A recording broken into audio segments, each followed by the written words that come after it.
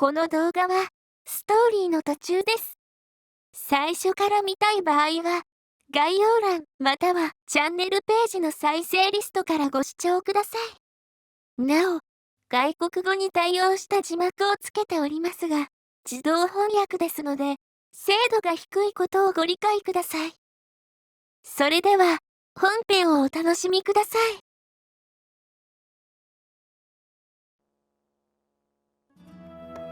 よし、到着っと。今日もご苦労様。あ、ちょっとじっとしててね。サンキュー。ハンカチで汗を拭ってくれるこのかに礼を言いつつ、5.5から降りる。今日は余裕を持って予令の15分前には到着できた。二人揃って校内に入り、いつものように階段の前で別れようとすると、なおくん、はい、これどうぞ。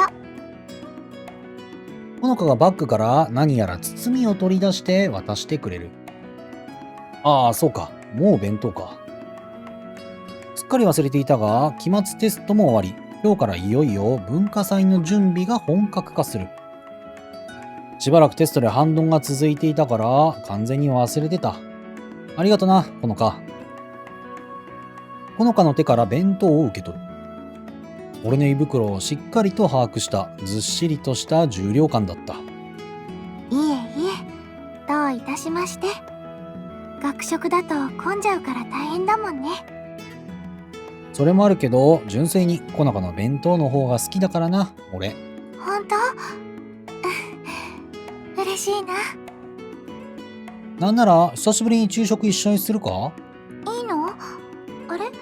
でもなおくん、今日ってしゅうくんに呼ばれてた日じゃなかったっけ？ほのかが口にしたしゅうくんという言葉を聞いて、ふと記憶が呼び覚まされる。そういえば確かに。期末テスト終了日の翌々日、つまり今日の昼過ぎに生徒会に行かなければならない約束を思い出す。いけないいけない。先日のどんちゃん騒ぎ以降、どうにも記憶があやふやなことが多くなっている。そうだった。助かったよ、ほのか。おかげで、週2にどやされずに済みそうだ。しゅうくん、昔から約束事とかすごく厳しそうだったもんね。いや、厳しそうなんじゃなくて、実際本気で厳しいぞ、あの人は。まかり間違って保護にしたりすると、こっちの命が保護できないくらい。なおくんってば、うまいけどちょっと大げさだよ。大げさなんだよね。残念だけど、割とガチだ。忘れなくて本当によかったね。ああ、本当にこのかには感謝してる。とりあえず、残念だけど、このかとの昼食はまた今度になりそうだ。そんなわけだから、こっちはちょっと遅くなるかもしれない。あ、そしたら帰りはどうしたもんかな。先にこのか一人でバスに乗って帰るか？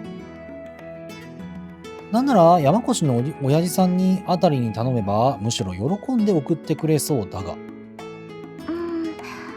私は遅くなってもいいからなおくんと一緒に帰りたいな。ダメ？どこか申し訳なさそうにじっと上目遣いで懇願してくるこのかに思わず苦笑してしまう。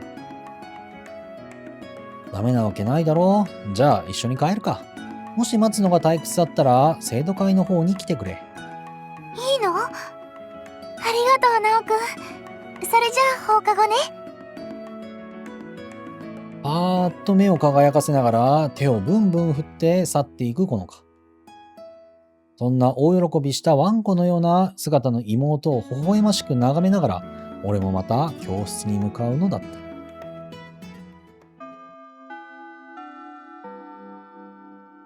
昨日と同様、テスト返却がメインの授業も滞りなく終了した。帰ってきたテストの点も思いのほか良かったためか、ほっと、人心地ついた気分になる。俺が免罪符になるとは思ってないけど、テスト勉強を言い訳に控え気味だった自主鍛錬の方にひとまず顔向けができた感じだ。さて、放課後か。と言っても、午前終業のためか、まだ窓の外の日は高く、強烈な夏の日差しが降り注いでいる。もはや教室内はこの夏の熱気にやられてうだるような暑さだ。しかし、クラスに残る生徒は皆一様にテンションが高い。注目注目。それでは昼食が終わったら文化祭の準備を始めますので、手の空いている人は必ず教室に戻ってくるように。ウィース。了解。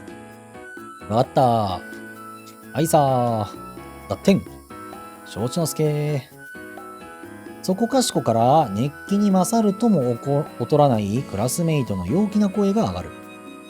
それはきっと夏休み後に控えた襲名宮家最大のイベントである学園祭のおかげなんだろう。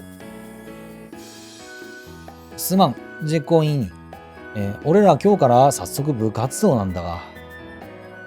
ごめんなさい。私もちょっと用事なの。明日はちゃんと出るから今日は見逃してくれないかな。この通り。心得ておりますとも。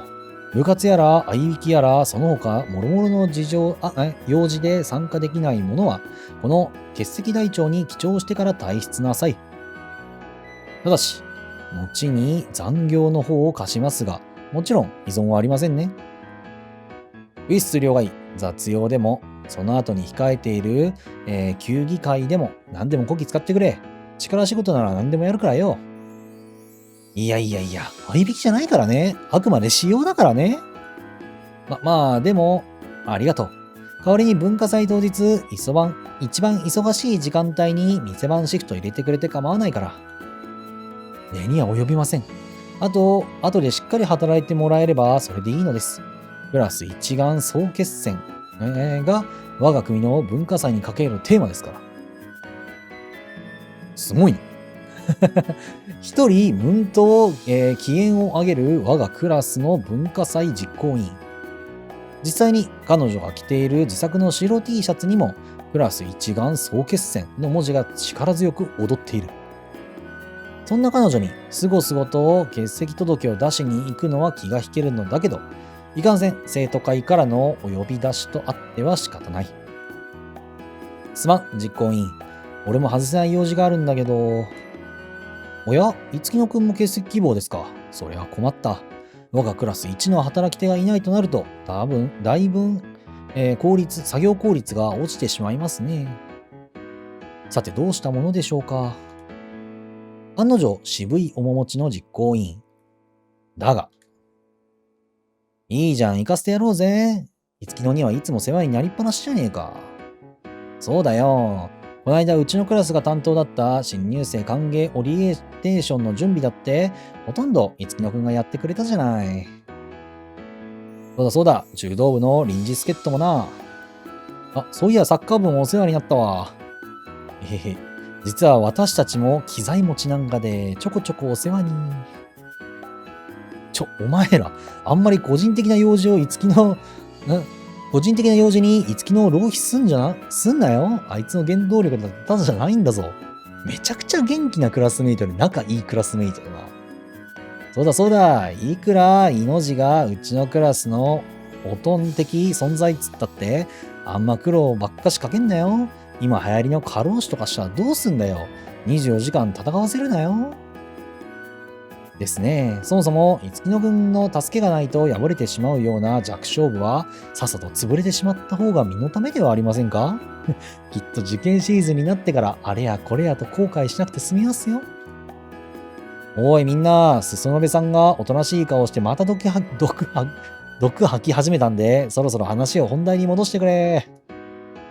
要するにあれっしょ。天然記念物級のお人よしのツッキーが用事を辞退するって時はあれだ。どうせバイトが何かでしょ。そのくらい笑顔で送ってあげようよ。普段たくさん世話になってんだからさ。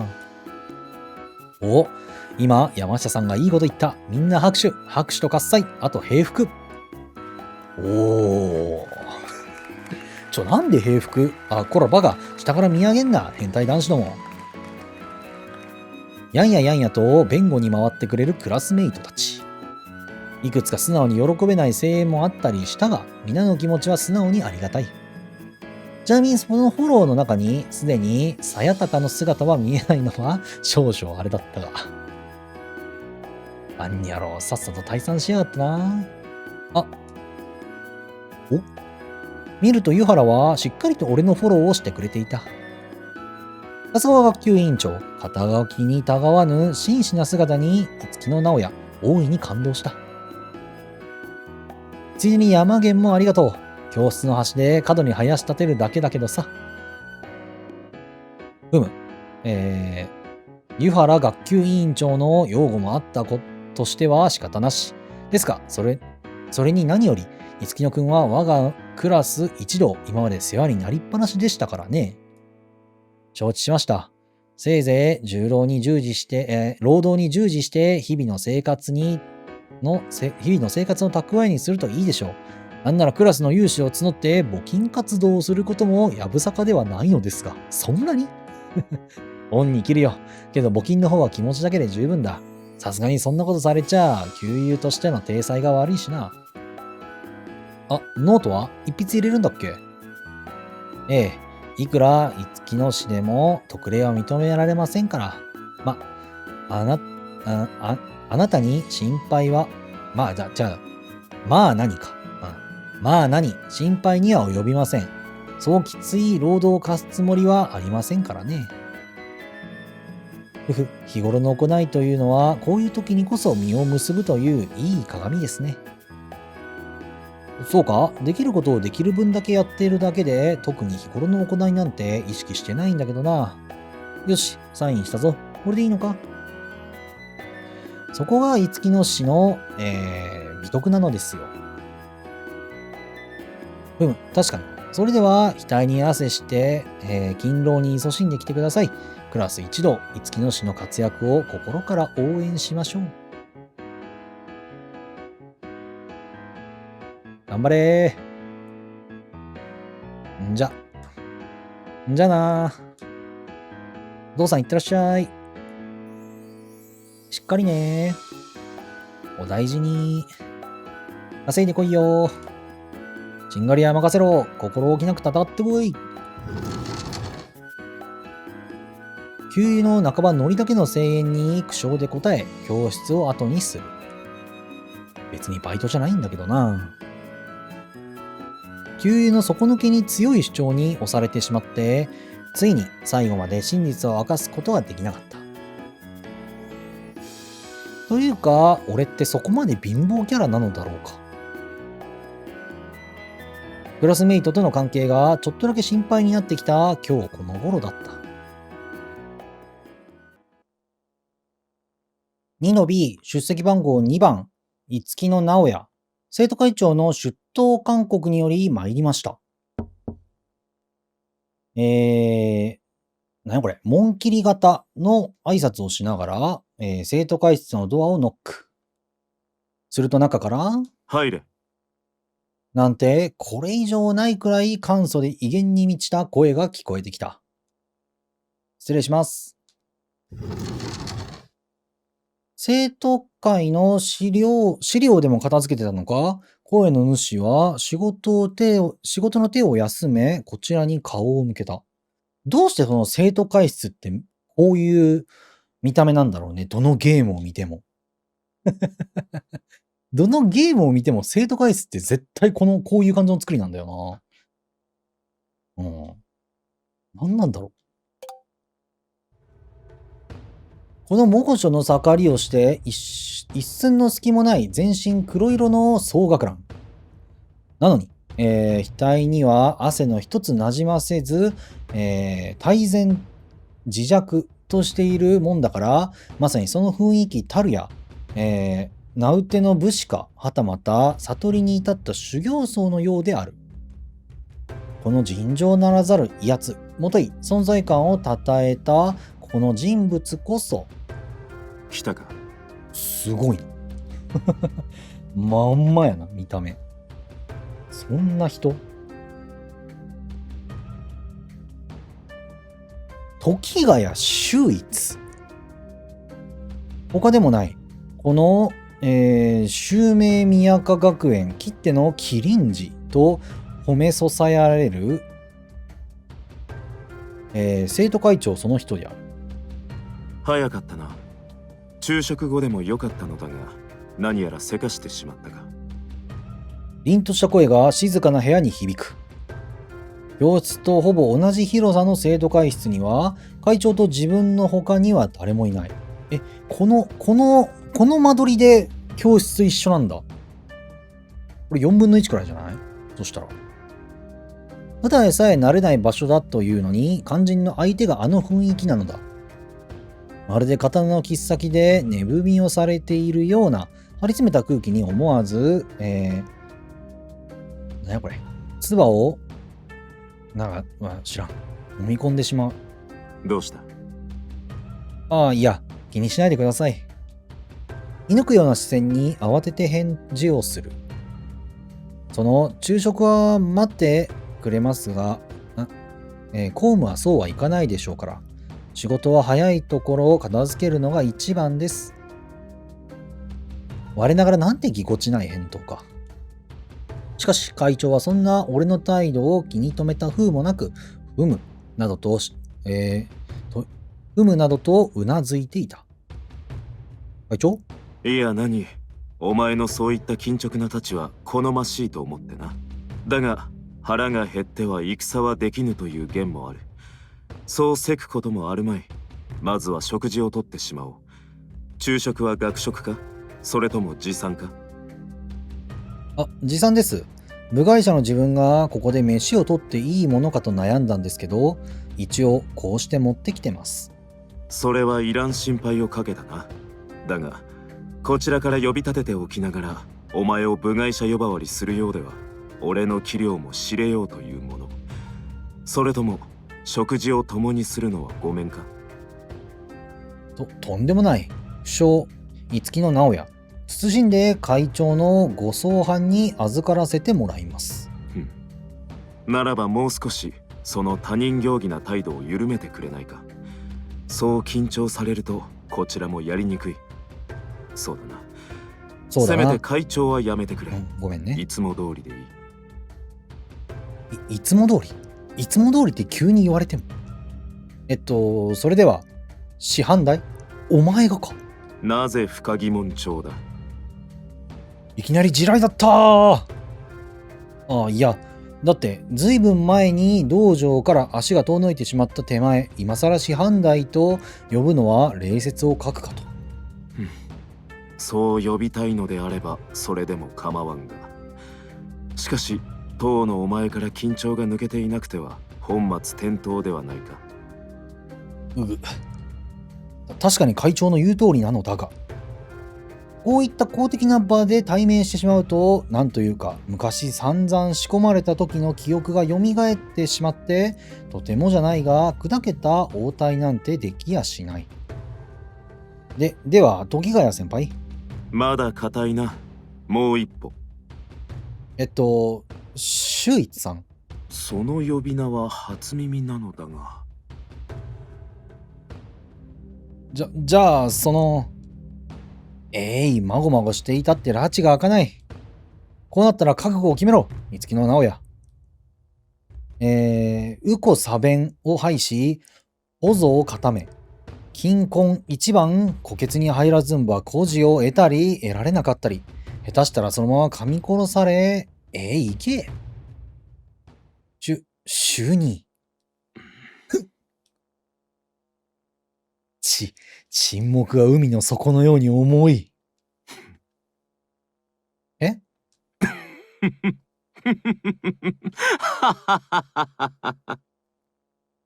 会長が笑った。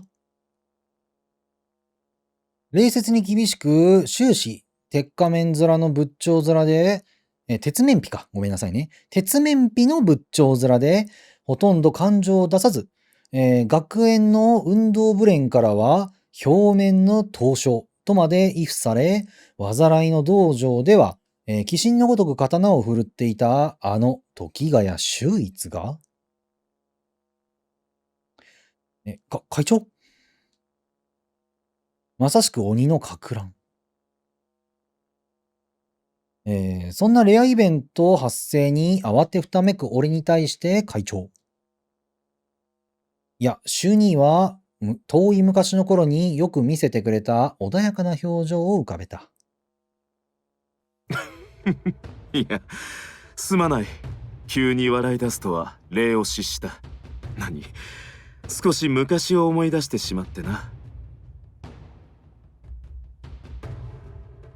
そうやって何やら感慨深げにうなずく秀兄。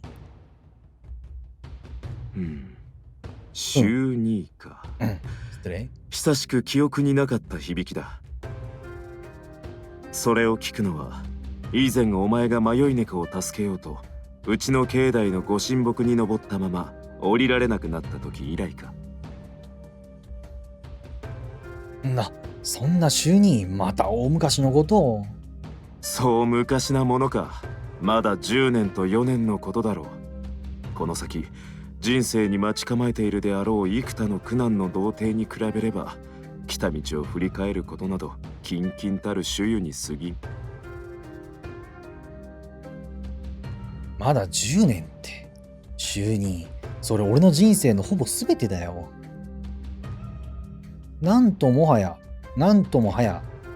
改めて時ヶ谷秀逸という人物の大きさを知らされる言葉である。10年という月日の水石をことも投げに鑑みる。その強胆な気質は少しも変わっちゃいない。いや、むしろ以前よりずっと言葉に深い重みが感じられるのは、きっと秀兄の気質が前よりもっと大きくたくましくなっているからなのだろう。そんなことを感じ、ふと、何気なく秀兄に視線を向ける。それにしても秀兄、相変わらずだな。叩き上げの軍人みたいな微動だにしない姿勢しかり、相手を凍りつかせんばかりの鋭い表情もしかり。あと、古めかしくて小難しい話し方とか、そういったところもまるで変わっていない。数年前、容赦なく俺を鍛えてくれた鬼人のような秀兄のままだ。だけど、何にせよそうやって以前のように胸襟を開いてくれるならば俺は甘んじてその名を頂戴しよう。お前もそれで依存はあるまい。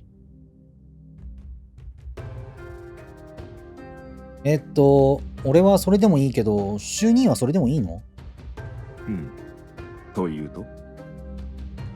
いや、昔の秀兄だったら尋常じゃないくらい冷徹に厳しかったと思うんだけど。そう、なんていうか、どっか優しくなったというか、少し明るくなったと感じるのは気のせいか？そう感じるか？なるほど。そうかもしれんな。そうだな。この変化を例えるなら、感動した息子が孫を連れて戻ってきた時の祖父の心境とでも言うべきか。どういうことよ。なんて感慨深げに言う秀兄。ごめん、秀兄。その例えじゃ全然わからない。何？門下の外であれば、お前と俺は近からずといえど、切れることなき血縁同士。心筋の情はあっても、冷徹のけじめは和らぐということだ。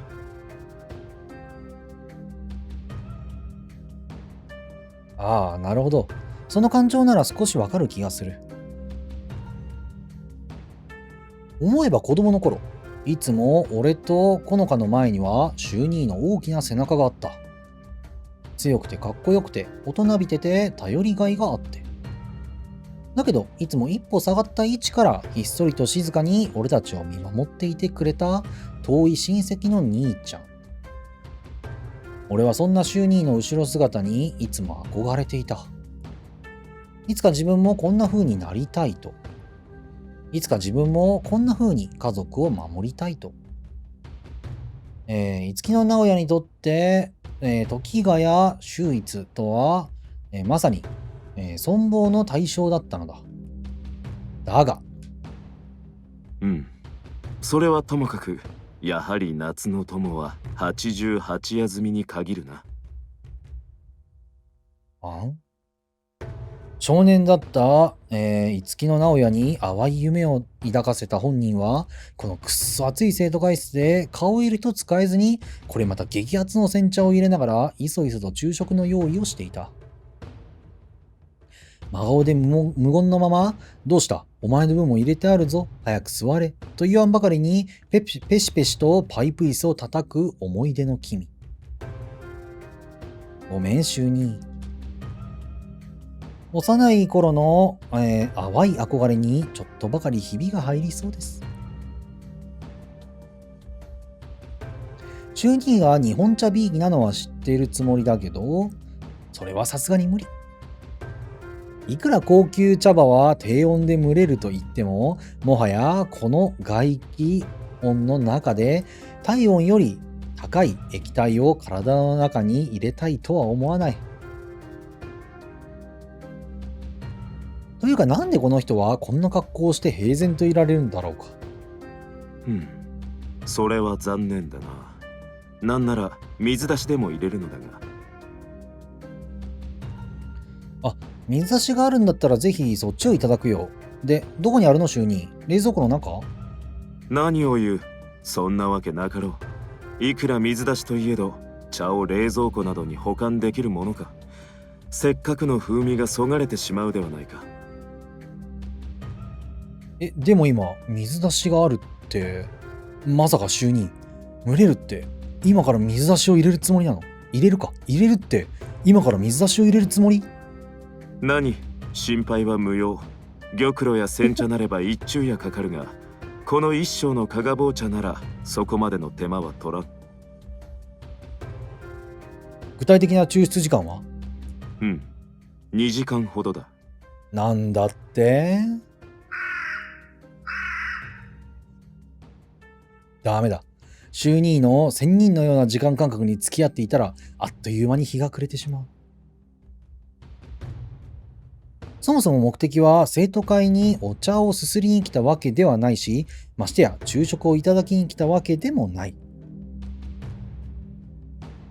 この後、もう一度クラスの方に顔を出すにしても、ほのかと一緒に帰るにしても、なるべく早く用事を済ませておいとましなくては。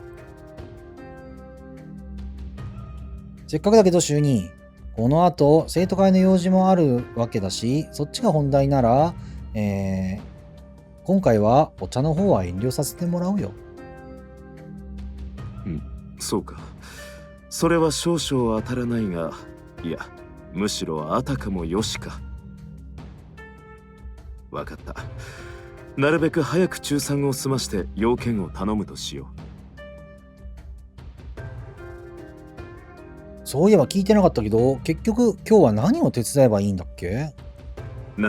正直人に頼むほどではないさまつな用事なのだがな。いや、さまつであるからこそお前にしか頼めなかったと言うべきか。まあ、俺にできることなら何でも手伝うよ。そういえば他の役員たちは？役員の生徒はともかく、生徒会顧問の宝松先生の姿は見えない。まあ、あの人も週2とはまた違った意味で苦手意識があるので、助かるといえば助かるのだが。あいにくと夏季休校の前と期末考査の後で仕事が溜まっていてな。ついでに来週から行われる球技会と2学期に控えている文化祭との準備で執行部は大わらわだ。なるほど。それで他の生徒会役員の姿が見えないわけか。となると今頃、学級委員だけではなく、生徒会役員も兼任している、湯原はきっと忙しくてこちらに顔を出す余裕などないのだろう。なんとはなしにちょっと残念な気分だ。それにここに来れば久しぶりに淳のやつにも会えると思って少しばかり期待したのだけど、どんどん登場人物増えていくな。どうもいろいろとタイミングが悪かったらしい。しかし、こうして誰もいなかったからこそ、久方ぶりに周兄と腹を割った会話ができたとも言えるか。改めて周兄の顔を凝視してみる。なんともない。さっき生徒会室に来るまで感じていた緊張がまるで嘘のように無散している。不思議だ。これをまた周兄の人徳となせる技なのだろうか。どうした急に押し黙って。俺の顔に何かついているか？あ、いや、なんでもないっす。おかしなやつだな。と、その時。ふと、内線の着信音が会話に割り込んできた。失礼、中座する。律儀に断ってから、周兄が内線の向こうとやりとりを始めた。何やら仕切りの向こうで込み入った様子の話し声が聞こえる。その詳細まではわからないが、急を要する内容であることは、その雰囲気で理解できた。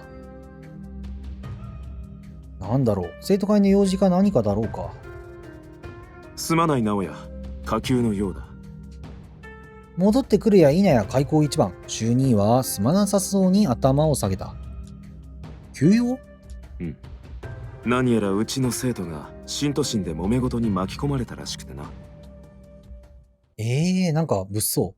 その瞬間、昨日のニュースが頭の中を駆け巡った。周兄、それって。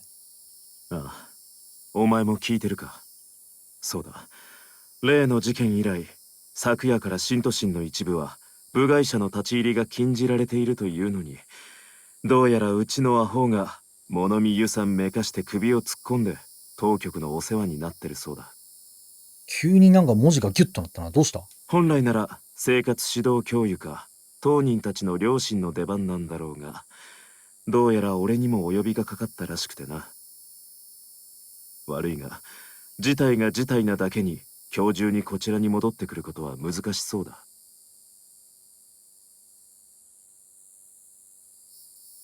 犠牲者が出たとかそんなんじゃないんだよな。そっか。よかった。なら安心だ。直哉、お前。そうか、そうだったな。心配するな。事件に巻き込まれたなどという類の話ではなく、被害の報告も受けてはいない。だから、お前がそんなに拳を強く握る必要などないのだ。わかるな。あ。周兄の凛と響く、だけど優しげな声に諭される。そこでようやく自分が血が滲み出るほど強く拳を握りしめていたことに気がついた。俺の声を聞き止める余裕があるなら、ひとまず安心か。どうやら師の言いつけ通り、新丹の修行は怠ってはいないと見える。どれ、手を見せてみろ。そう言って、どこからともなく救急箱を取り出す周兄。いやいや、大丈夫だから。これくらい何でもないし、そんなことで周兄の手を煩わせたら、それこそ面目ない。変わらんな。その意固地なところも昔のままだ。だが、男が格好をつけるのは、惚れた女の前か、守るべき家族の手前だけだ。その気力と気概は本番にとっておけ。俺が昔にそう伝えたのも覚えているな。分かったならさっさと手を出せ。こんなこと道場では日常茶飯事だっただろう。今さら手煩いも何もあるか。言うな否や、強引に俺の手を取って、手慣れた様子で包帯を巻いていく周兄。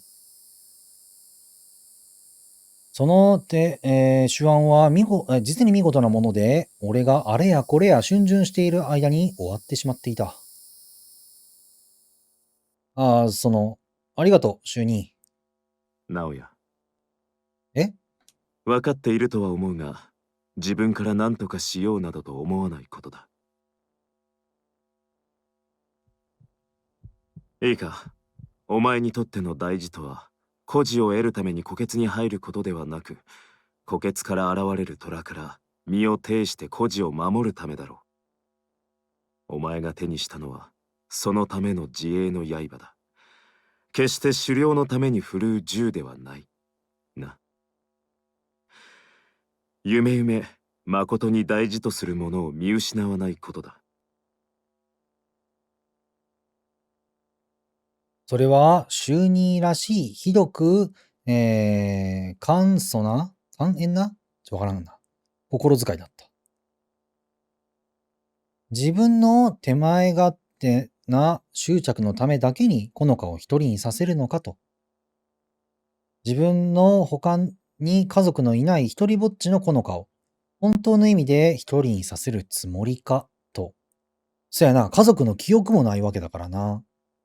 うん。確かに。兄さんがおらんかったら、本当に一人になるな。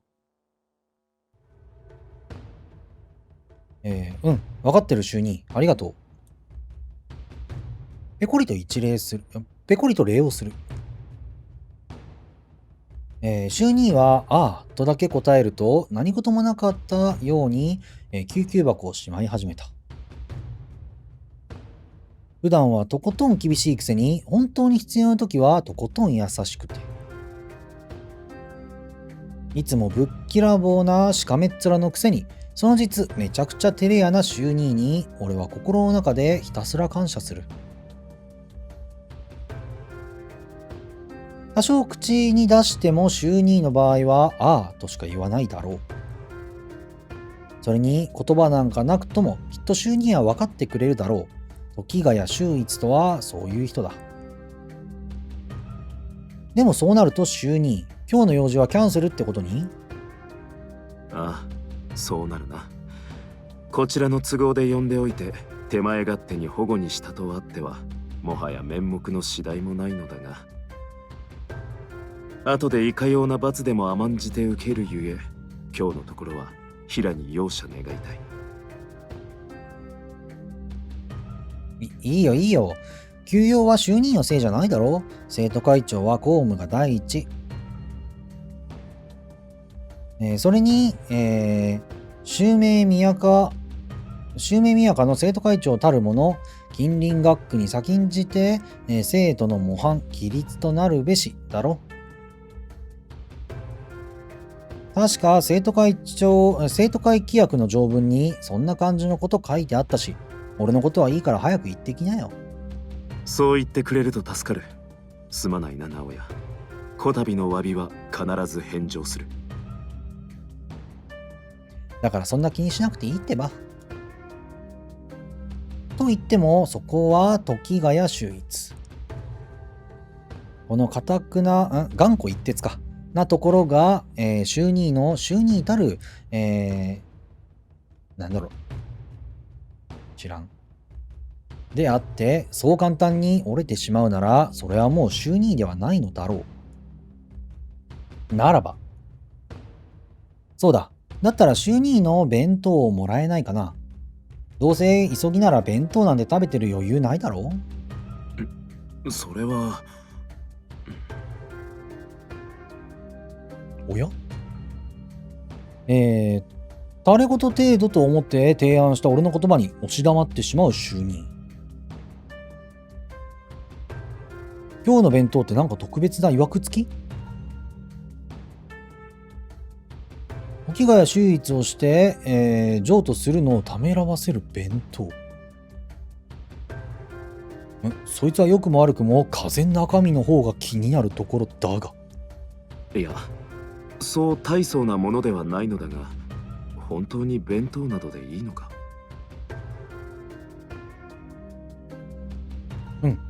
就任金星の弁当がこのまま傷むのは忍びないからさ。せっかくだから久しぶりに味わわせてもらいたいなと思って。マジで白米に梅干ししかないんじゃないの？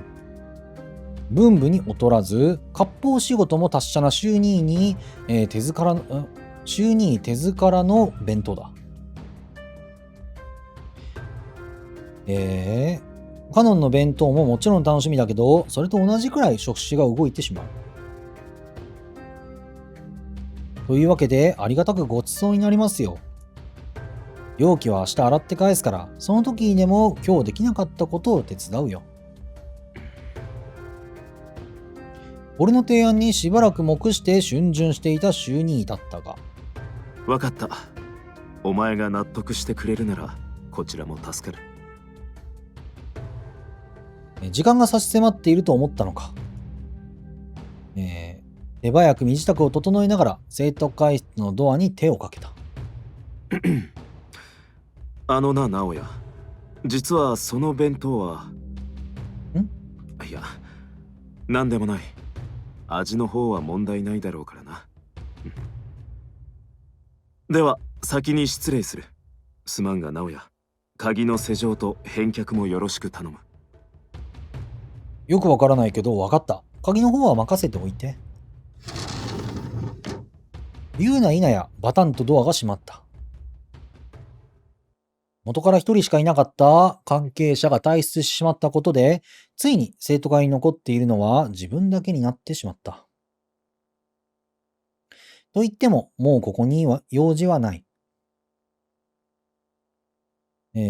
腹も減ってきたことらしい、長いは無用。さっさとおいとまするとしようか。さてと、鍵の場所は。直哉。うわあ、びっくりした。なんか忘れ物？いや、さまつごとなのだが、弁当の感想をよろしく頼む。あと、できるだけ味わってくれ。それではな。それだけ言うと、またも足早に去っていく週に。そして再び一人静かな生徒会室に取り残される俺。一体何だって言うんだ、この弁当の中身は。開けるのが怖いような、むしろ一層興味を惹かれるような。俺は恐る恐る週2の弁当を抱え込んで生徒会室を後にした。